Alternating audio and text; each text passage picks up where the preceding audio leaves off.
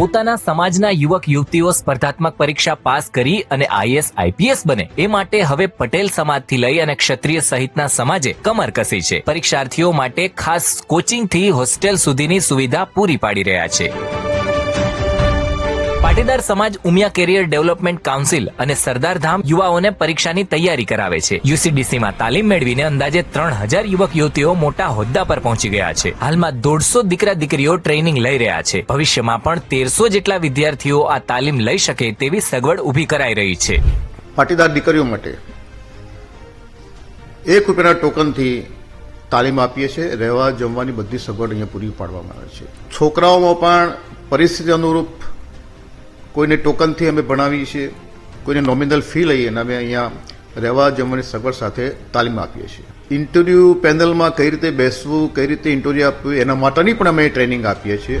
સરદારધામમાં civil service centre ચાલે છે, જેમાં 2000 વિદ્યાર્થીઓ માટે રહેવાની વ્યવસ્થા છે. દર વર્ષે 700 થી 800 દીકરા દીકરીઓને અહીં પ્રવેશ આપવામાં આવે છે. એમાં દીકરીઓને જમવાનું, રહેવાનું, તાલીમ એ ફ્રી ઓફ છે અને દીકરાઓને 40,000 આખો વિડિયો જોવા માટે ડાઉનલોડ કરો દિવ્ય ભાસ્કર એપ.